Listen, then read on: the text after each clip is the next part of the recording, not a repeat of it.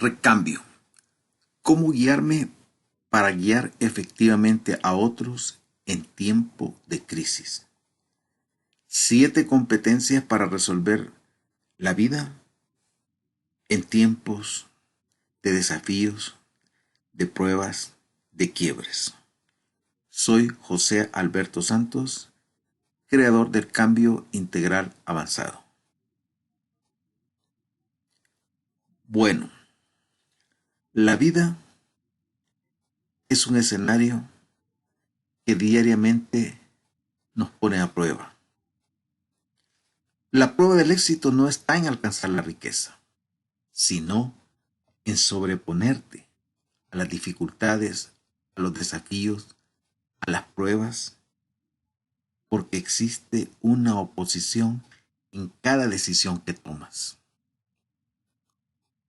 Bien, pero ¿qué sucede con una persona que se siente poderosa, por ejemplo, porque tiene dinero?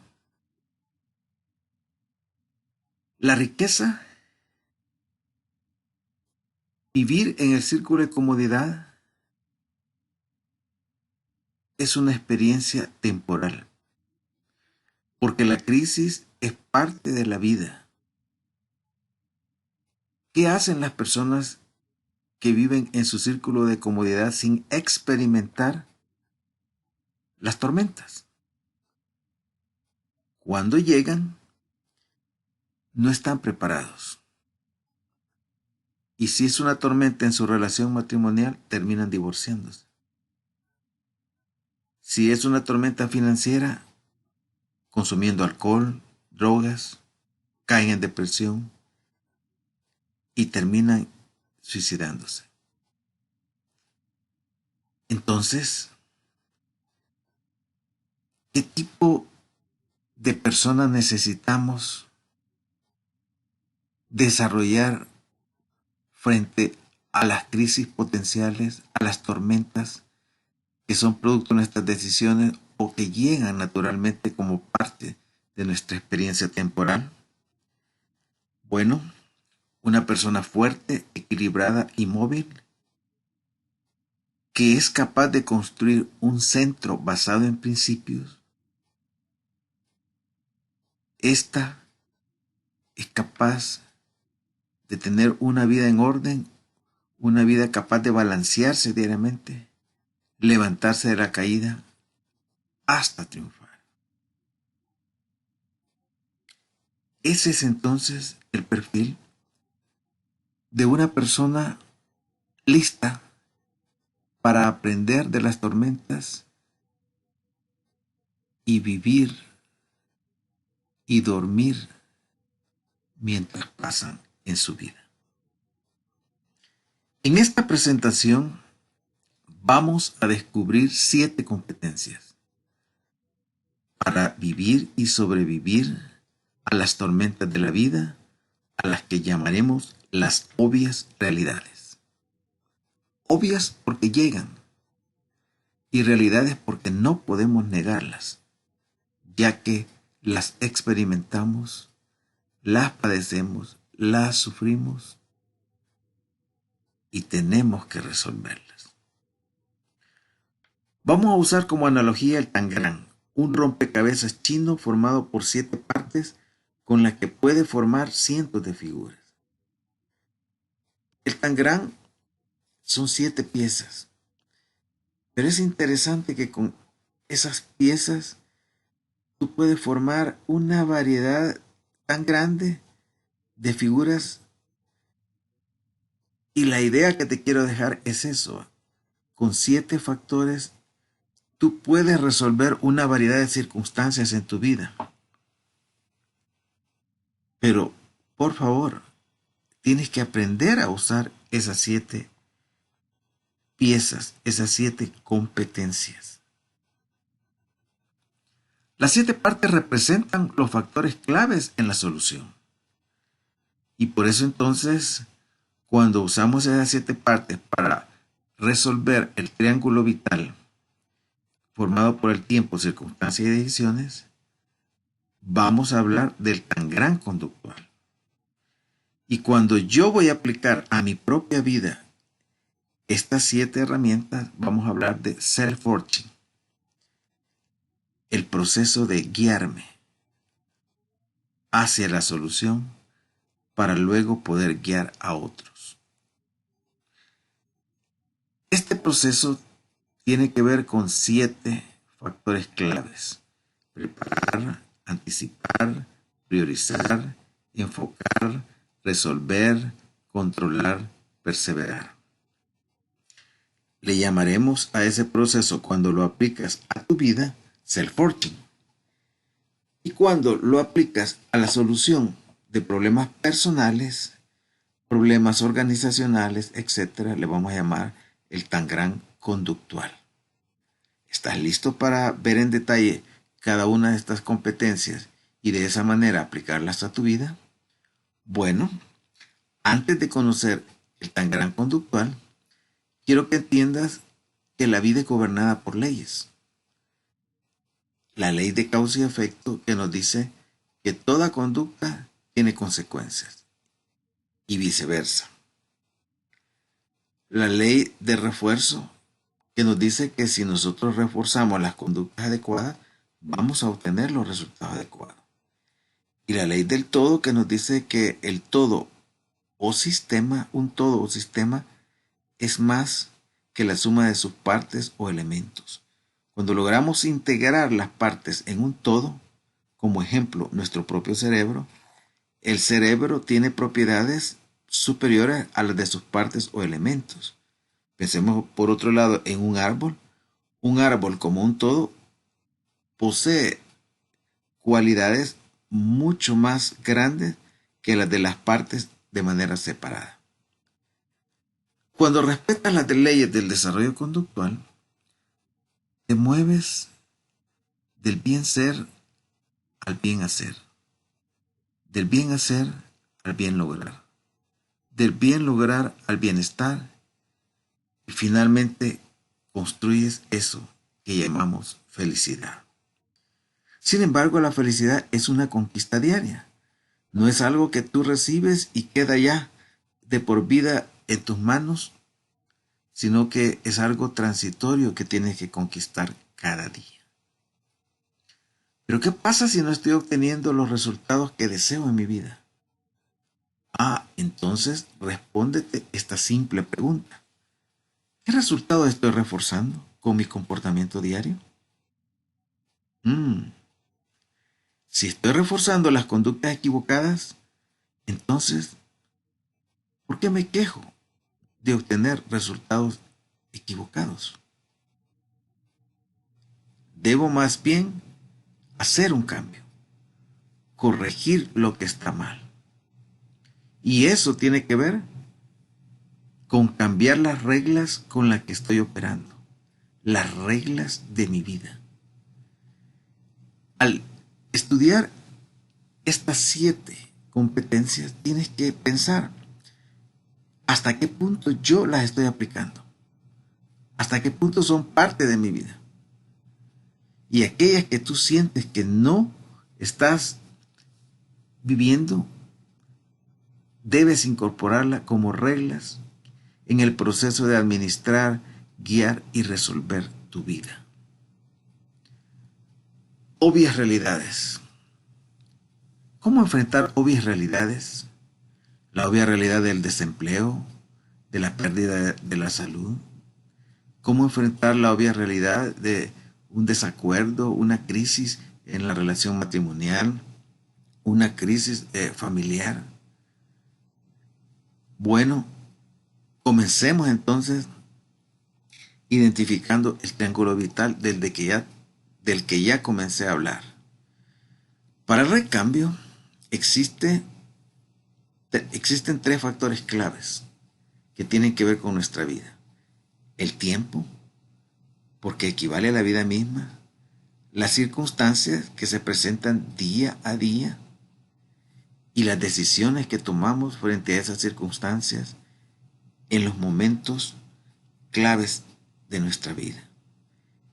Ese es el triángulo vital: tiempo, circunstancias y decisiones. El triángulo vital nos lleva a considerar tres palabras importantes, tres verbos: administrar, guiar y resolver.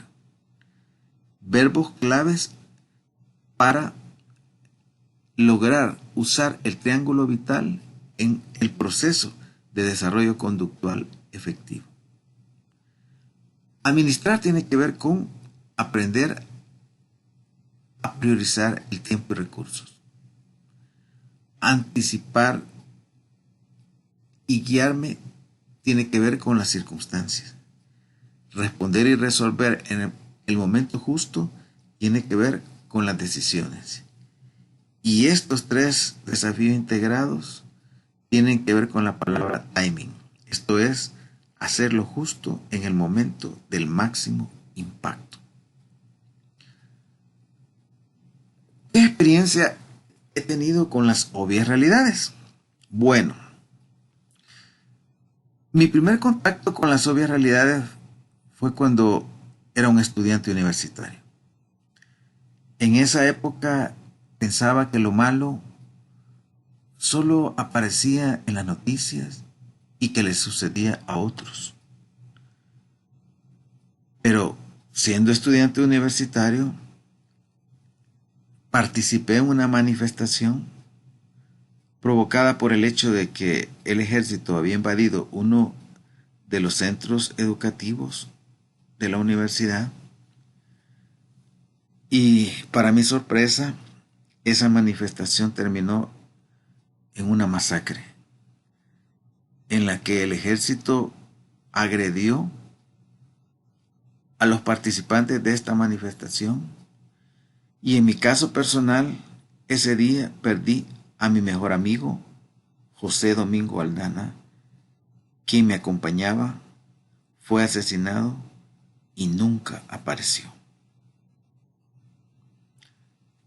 En el momento más difícil de esa experiencia, imagínate en medio de las bombas, los disparos, la sangre, la gente cayendo, gritando. Clamé a los cielos por guía y prometí sobreponerme para guiar y enseñar cómo superar las obvias realidades. Al terminar esa experiencia, esa prueba, quedé tremendamente impactado.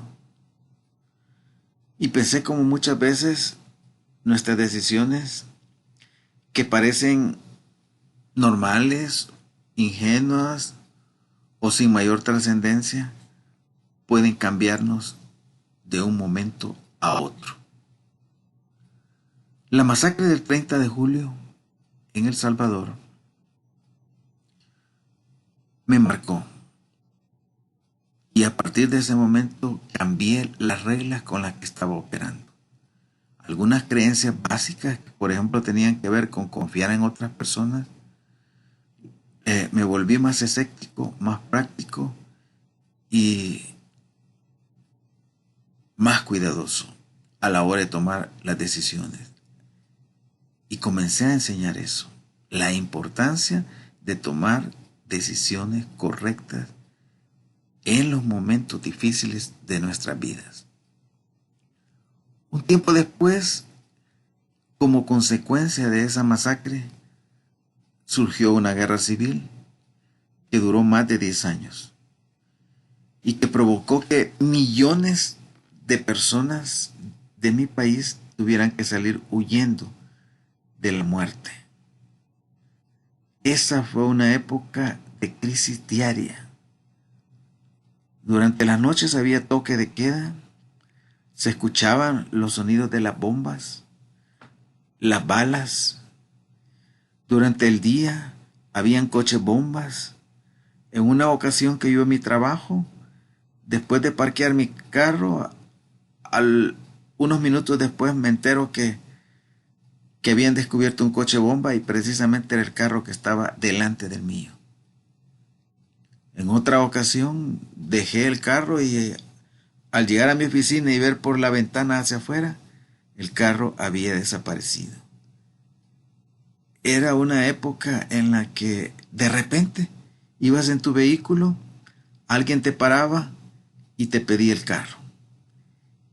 Y tú no podías resistirte. Era un tiempo en el que en mi trabajo como psicólogo escolar llegaban las señoritas al colegio y resulta que la noche anterior había habido una balacera en su ciudad, en su pueblo, y habían muerto personas cercanas a ellas, incluso seres queridos. Recuerdo particularmente unas señoritas que eh, al haber una balacera cerca de su casa se escondieron. Y los padres, cuando fueron a abrir la puerta, los que estaban afuera, los mataron. Y vieron morir a sus padres sin poder siquiera gritar, pedir auxilio. Y ese tipo de personas era la que llegaba con sus preocupaciones y a las que yo tenía que atender durante ese tiempo. La cosa se complicó aún más con un terremoto en 1986, que en la zona donde yo vivía destruyó el 60% de las casas. Tiempos de prueba, tiempos tapizados por la adversidad. Durante 15 años, incluyendo esa época de la guerra civil, trabajé como psicólogo escolar y en ese centro educativo, el Central de Señoritas, me tocó pensar en cuál es la mejor manera de poder ayudarle a estas jóvenes que están pasando por momentos tan desafiantes. ¿Será siendo permisivo con ellas? ¿O será tratando de desarrollar fuerza en su carácter? Desarrollar un carácter a prueba de balas, a prueba de bombas, a prueba de crisis. Decidí usar un principio. Veranos fáciles terminan en inviernos difíciles. Y empecé a enseñar sobre ser fuerte de carácter,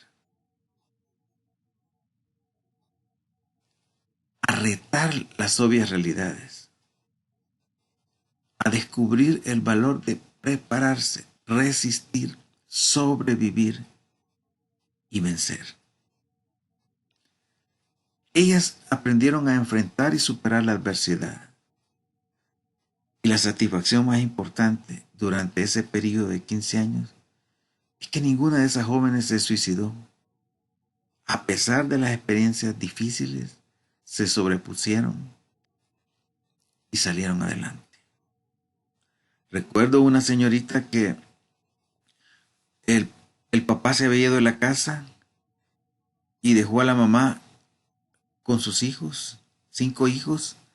Luego la mamá se fue y dejó a la hija mayor con sus hermanos. Ella, para sacarlos adelante, estudiaba en la mañana y en la tarde, desde la 1 de la tarde a las 10 de la noche, trabajaba en un cafetín.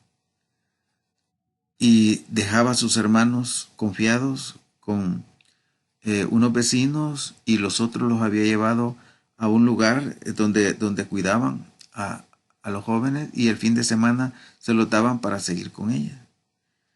Para complicar las cosas, el mayor iba caminando por el Hospital Rosales, de repente una balacera y le cae una bala en la espalda que lo deja paralítico para el resto de su vida.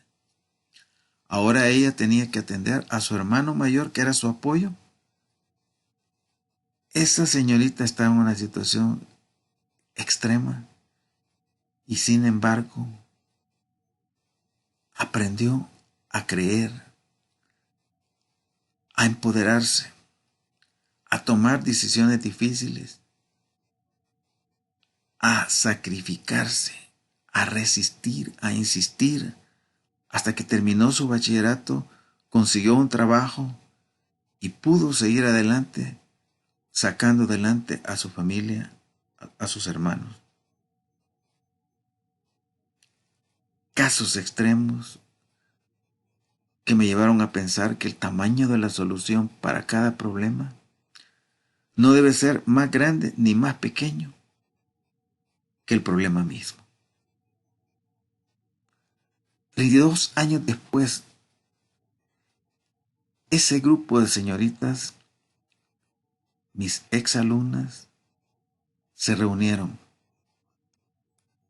para mostrar los frutos de un carácter fuerte, equilibrado y móvil que había superado esas tormentas. Había aprendido a dormir mientras las tormentas pasan. La vida es un escenario de aprendizaje diario. Siendo un psicólogo, director de un departamento de orientación y asistencia personal desde el año 1979, inicié una búsqueda para entender el comportamiento que supera las crisis extremas. Y la guerra civil me dio lecciones de sobrevivencia memorables. En cierta ocasión, siendo psicólogo de otro centro educativo y jefe del departamento de orientación, de repente el centro educativo fue tomado por la guerrilla y fuimos rehenes ese día. Día siguiente tuvo que intervenir la Cruz Roja para sacarnos. Y recuerdo que esa noche dormí a la par de un hombre que tenía una pistola en una mano y una bomba molotov en la otra. Y a medianoche el hombre estaba durmiendo, cabeceando, y se le iba a caer la bomba y la gente pegó un grito. Y esa fue una experiencia interesante, memorable. Así como los momentos en que estuve a un paso de la muerte, en medio de balaceras, en medio de situaciones extremas,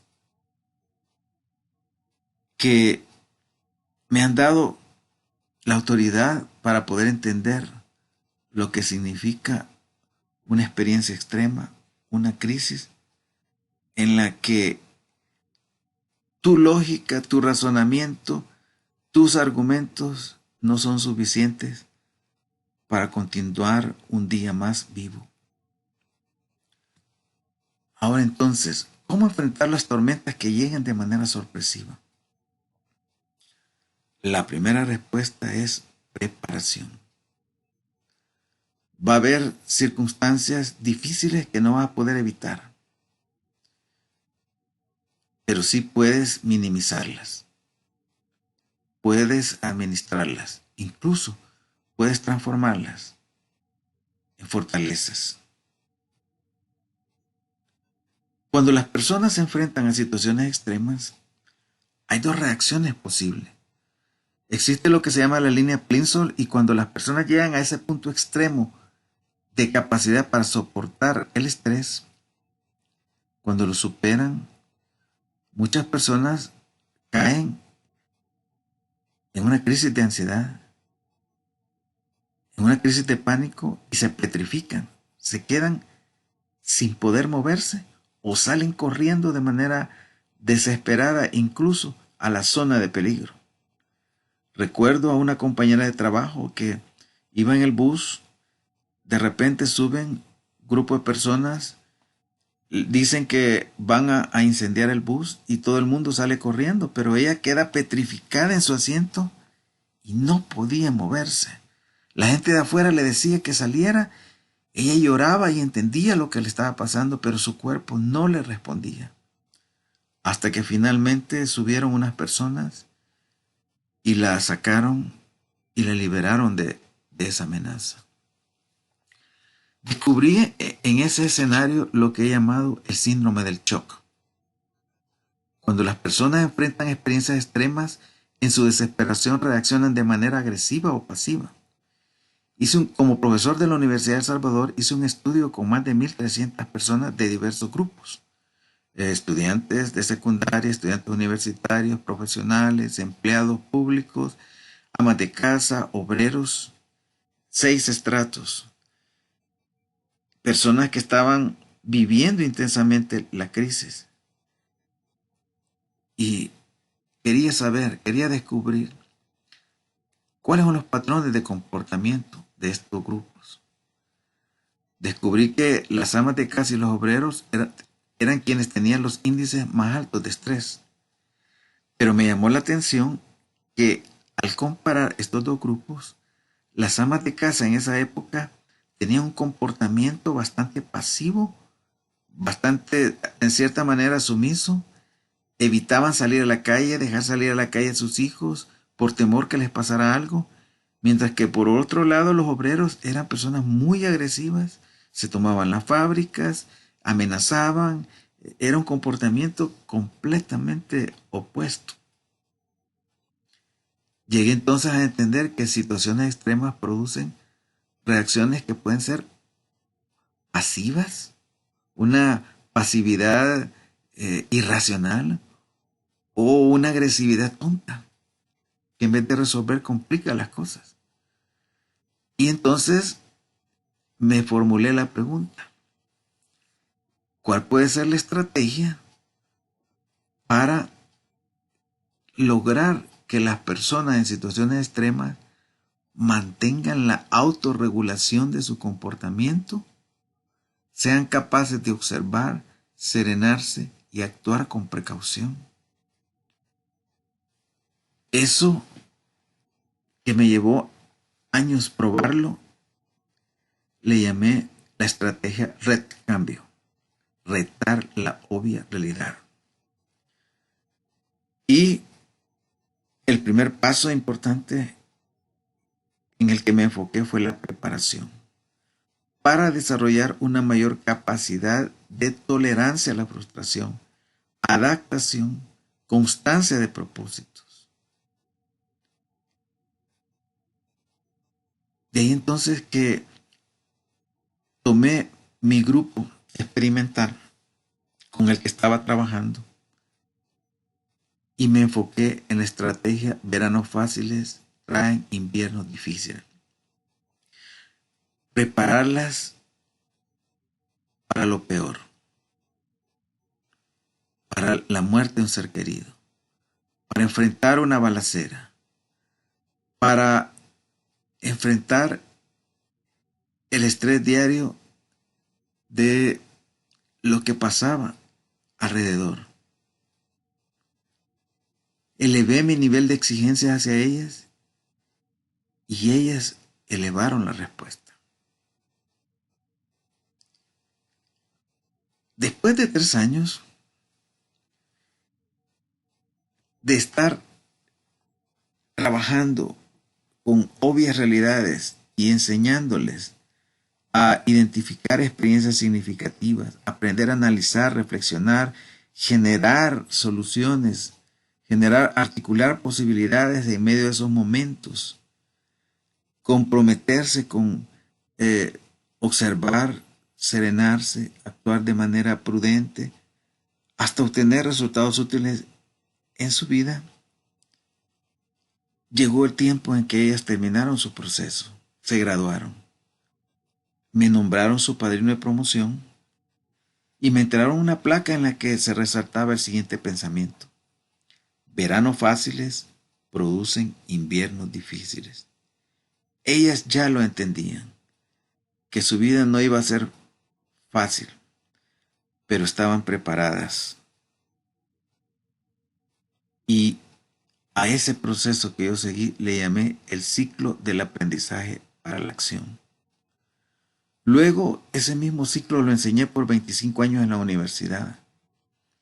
A los estudiantes les exigía tareas que lo llevaban un poco más allá de su capacidad y de esa manera, al igual que se entrena a un deportista, ellos elevaban la capacidad de respuesta.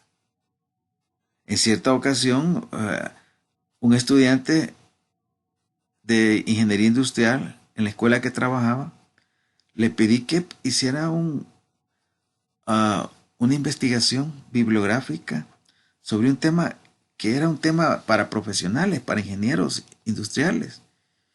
Y este joven hizo un trabajo tan bueno, siendo estudiante de 4º año de ingeniería industrial, que siguiendo las pautas de la Asociación de Psicología y todo, publicó su artículo. Y Para su sorpresa, 2 días después, un ingeniero que estaba allá en medio de la selva amazónica le habla y le pide consejo en situaciones que él estaba enfrentando, sin saber que la persona que había escrito el artículo era un estudiante. Él elevó la respuesta al punto de hacer cosas que no eran normales para el nivel educativo que tenía. Pero eso es el Kapla, un ciclo en el que las personas aprenden a resolver obvias realidades, a enfrentar el triángulo vital, usar el tiempo, circunstancias y decisiones para administrar, guiar y alcanzar la efectividad. El segundo principio, la anticipación. Esto tiene que ver con pensar en escenarios ante las obvias realidades. Las circunstancias vienen día a día y la mejor manera es anticiparlas y tener un plan A, un plan B y un plan C. Un plan pesimista, un plan probable y un plan optimista. La anticipación nos da poder para tomar acción y para enfocar la solución. Tiene que ver con el futuro y el presente. Y un principio central es que si tú eres capaz de anticipar el futuro, sabrás qué decisiones tomar en tu presente. Tercer principio, aprender a priorizar la acción. Esto es poner primero lo importante. El tiempo es un factor crítico a la hora de tomar decisiones. Y administrar nuestro tiempo tiene que ver con priorizar. Priorizar tiene que ver con aprender a usar 3 palabras importantes. 3 palabras que establecen el criterio de qué es prioridad 1, prioridad 2 y prioridad 3. ¿Qué debería ser? Lo importante.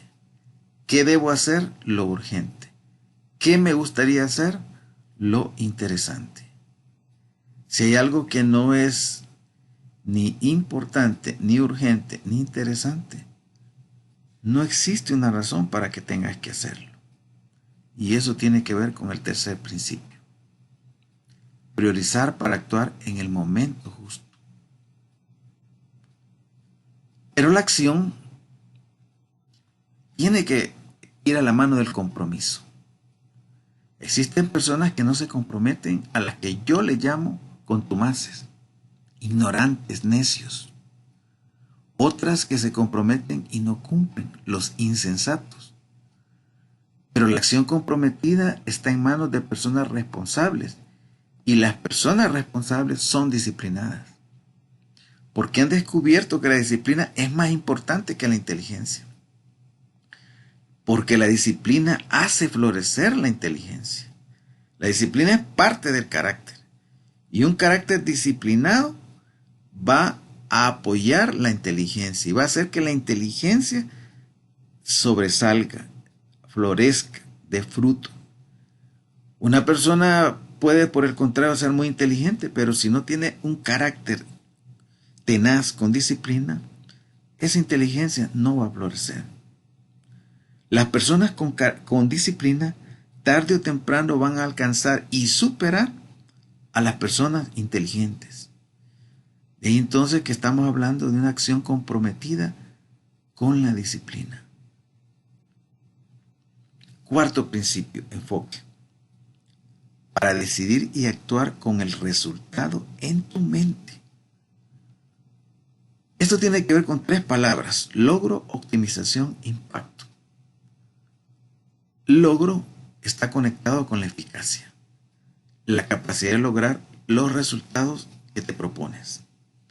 Optimización tiene que ver con eficiencia, lograr el resultado deseado al menor costo posible. Y efectividad tiene que ver con impacto, alcanzar el mayor impacto posible en las personas que están recibiendo los beneficios del resultado. eficacia, eficiencia, efectividad. ¿Puedes establecer la diferencia entre cada una de ellas? La base es la eficacia y tiene que ver con el compromiso con resultados. La eficiencia tiene que ver con la mejora de métodos, de procedimientos, de procesos. Minimizar el tiempo, las inspecciones, los desperdicios, el almacenaje, el transporte, el tener que repetir algo que no se hizo bien. Estos son factores que se usan mucho en el campo de la ingeniería industrial y la efectividad tiene que ver con alcanzar el mayor impacto posible en quienes reciben los beneficios del resultado que hemos desarrollado. El cliente, la calidad son dos aspectos conectados con la efectividad. Quinto principio, resolución. Alcanzar la resolución es un ciclo. Un ciclo que nace con la preocupación, que tiene que ver con el cambio, que involucra aspectos como la mejora, que tiene que ver también con esperar el momento clave en que la oportunidad y la preparación se juntan. Ese ciclo es un reto a las obvias realidades, como una partida de ajedrez conductual, como una partida de Go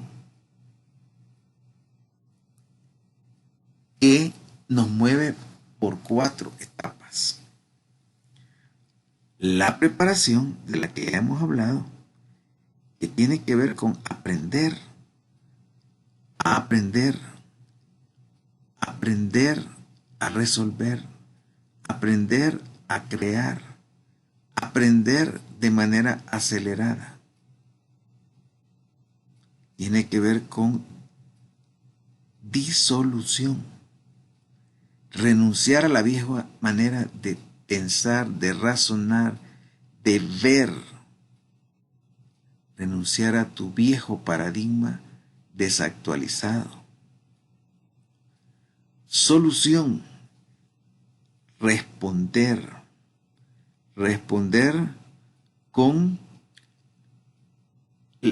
el método, el procedimiento, el proceso, el sistema, la actitud, el hábito, la decisión exacta.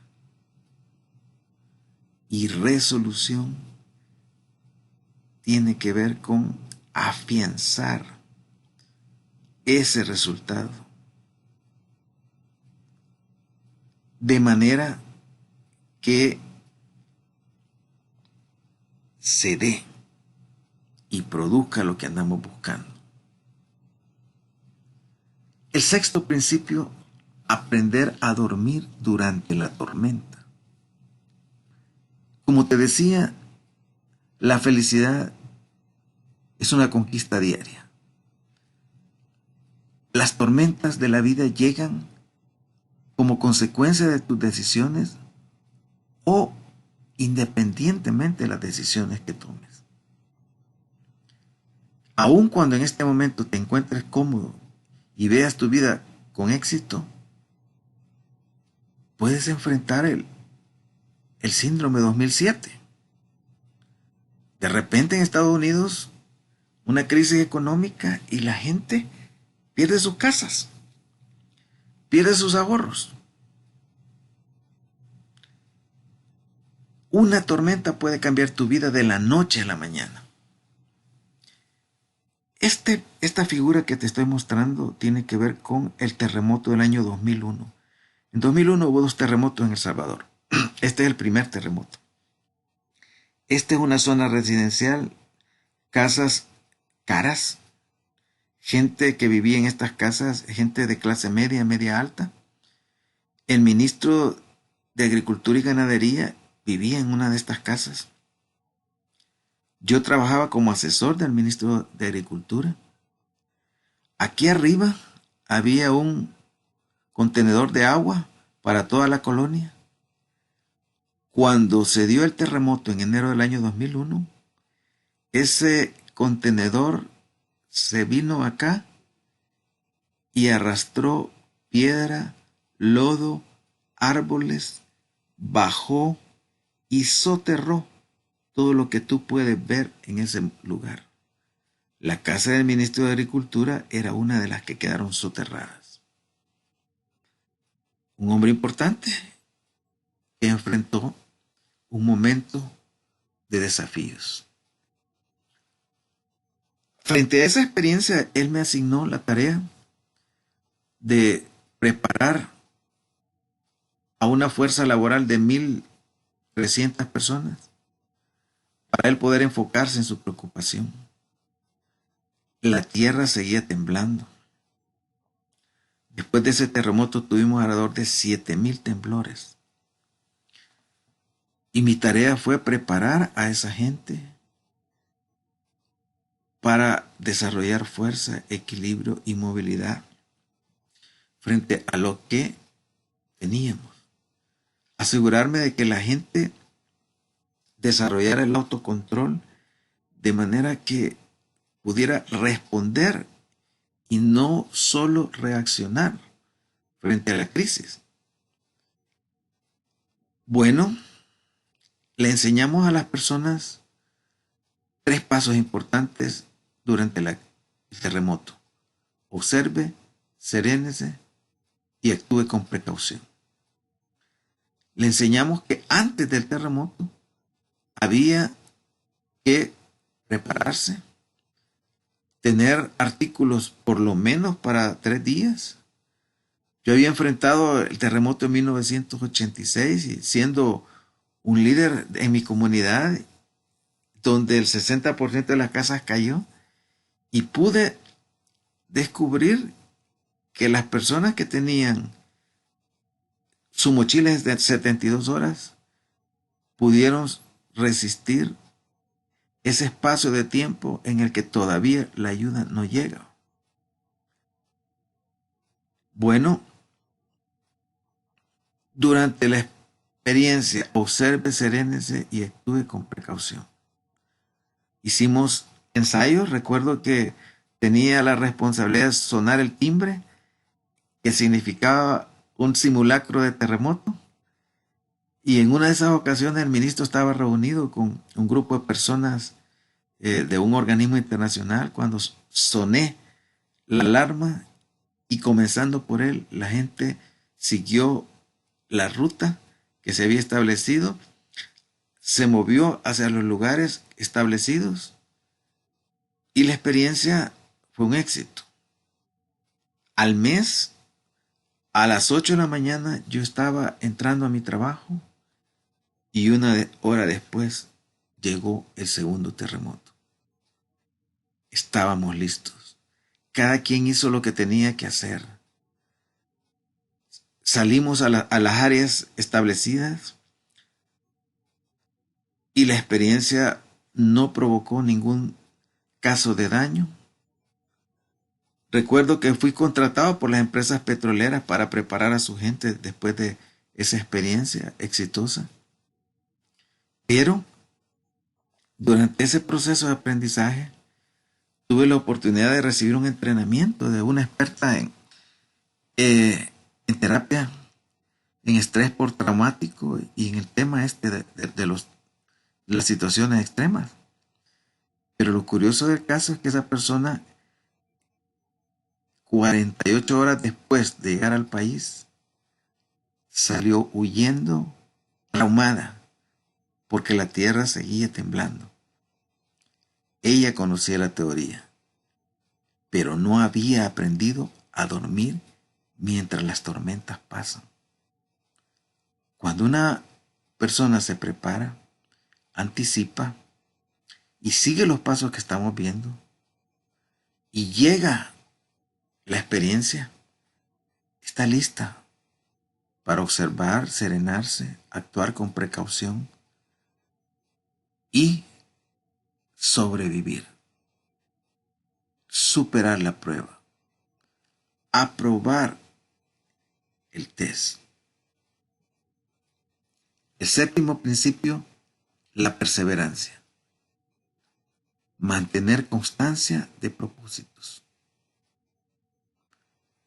Imagínate que tú eres millonario y en una crisis financiera perdieras la mitad de tu fortuna. ¿Te suicidarías?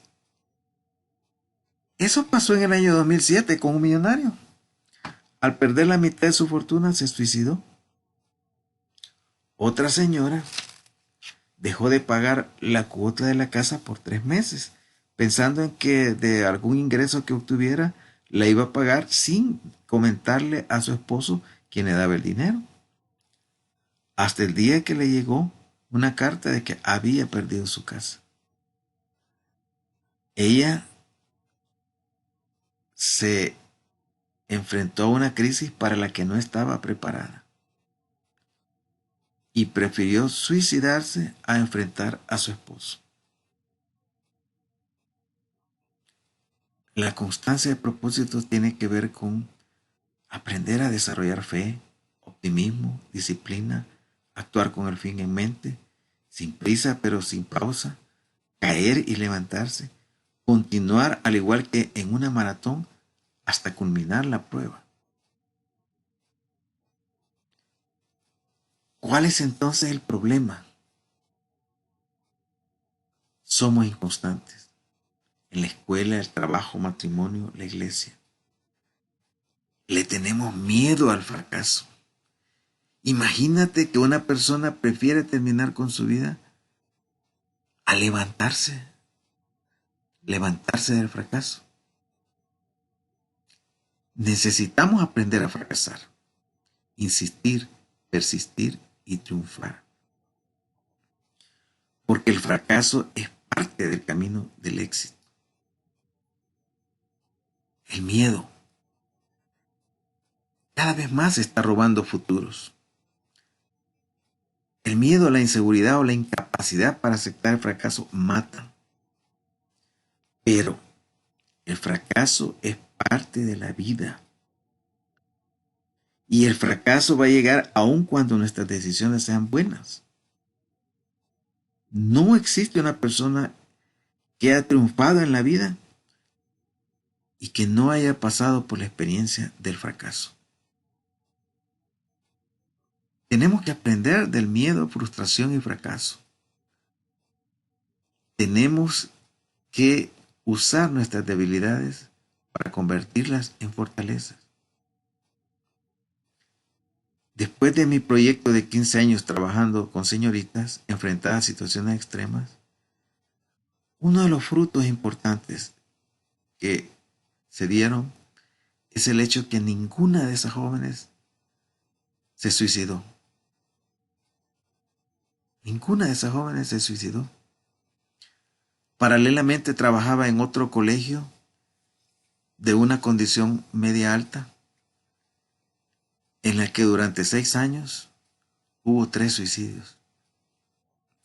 Y cuando estudiamos las causas de los suicidios, uno había sacado una mala nota, el papá lo regañó, agarró la pistola de la casa y se mató.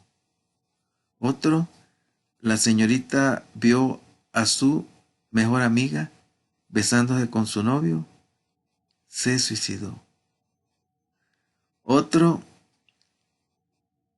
iba mal en los estudios, el papá lo regañó, fue donde la novia que le diera apoyo, la novia le dijo que no lo quería ver, se mató.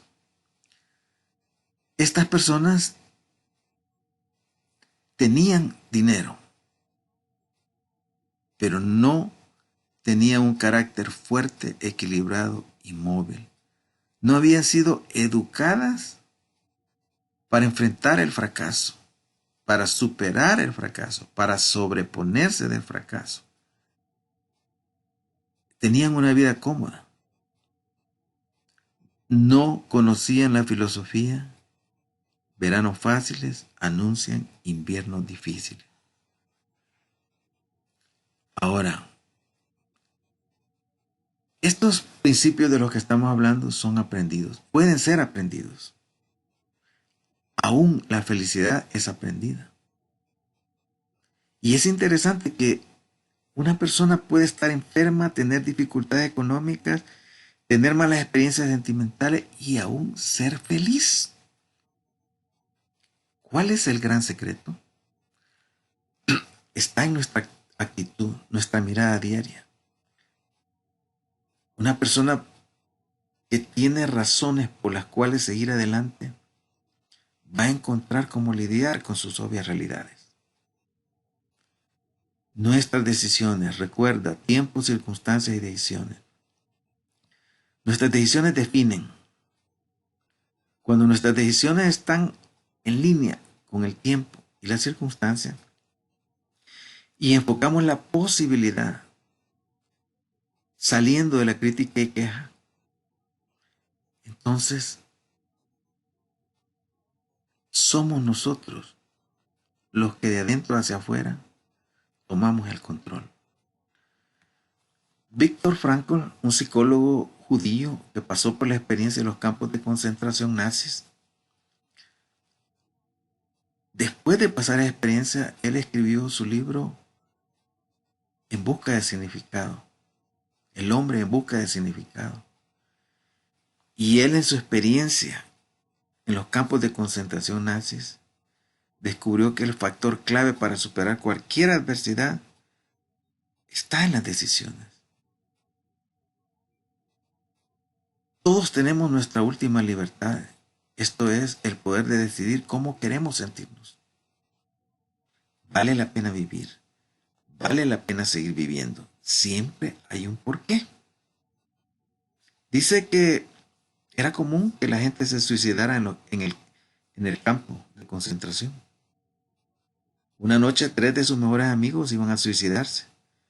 Se reunieron, un grupo de amigos, fueron donde cada uno de ellos y le recordaron una razón importante por la que debían seguir vivos. Uno que era un científico, le recordaron que si él moría, su teoría, su modelo iba a quedar inconcluso. Otro que tenía a su familia que había logrado salir a tiempo de ese escenario, tenía la posibilidad de que si soportaba esa crisis, iba a poder volver a ver a sus hijos. Bueno, descubrimos que los seres humanos tenemos capacidades que muchas veces desconocemos. Pero necesitamos un guía y maestro para la solución. Yo le llamo un force. Y necesitamos aprender a guiarnos y enseñarnos a nosotros mismos. A eso yo le llamo self-forging. En mi proceso como psicólogo escolar, llegué a un centro educativo en el que había equipo de básquetbol, fútbol, etcétera, pero no había equipo de ajedrez. Y habiendo sido en mi vida universitaria un jugador de ajedrez, incluso campeón de mi universidad y campeón en tercera categoría de mi país, le hice una oferta al director que si me permitía seleccionar estudiantes que no supieran nada de ajedrez, enseñarles y lograba que quedaran campeones o subcampeones, él el siguiente año me iba a pagar como a los demás entrenadores. Obviamente el director, muy listo, aceptó el reto. Seleccioné dentro de los estudiantes aquellos que tenían disciplina y que tenían el interés de aprender. Y formé con ellos un equipo. Me aceptaron como su entrenador y trabajamos esos principios de los que estoy hablando. Y ese año fuimos a competir con la Escuela Nacional de Agricultura, con la Escuela Militar, con equipos, estoy hablando de equipos de secundaria, high school, y estaban compitiendo incluso con equipos ya de nivel superior, de educación superior. Ese primer año quedamos subcampeones. El siguiente año el director me cumplió. Les dio uniformes a los jugadores. Yo tenía mi uniforme también como entrenador. Y además se creó la plaza. El segundo año ellos llevaba 2 equipos y el principal quedó campeón colegial. Eso fue bueno, pero lo más importante de todo es que años después todo ese grupo se convirtieron en profesionales exitosos, en personas de bien, enfocados en su familia, su país. Ellos eran estudiantes que querían aprender ajedrez. Yo usé estos principios para que ellos aprendieran del fracaso, del éxito, perder, ganar, y que lo pudieran aplicar a su vida. Aprendieron ajedrez, aprendieron a perder, aprendieron a ganar, aprendieron a resolver su vida. Este es un modelo, como se dice aquí en Estados Unidos, un modelo experimentado, un modelo que ha salido de la vida real, que lo he probado con cientos de personas. Y ahora te ofrezco la oportunidad de que lo apliques en tu vida. Que sea un guía y maestro de tu propia vida, para que luego puedas convertirte en un guía y maestro en la vida de otros. Puedas convertirte en un forge, un formador, un orientador, un remotivador, un coach ontológico conductual que trabaje el bienestar, trabaje la felicidad, trabaje el desarrollo conductual. Soy José Alberto Santos y te invito a estudiar este modelo y de interesarte a contactarte conmigo a través de mi correo electrónico, a que sigues ampliando estas ideas a través de mi página web www.redcenter.org. Adelante.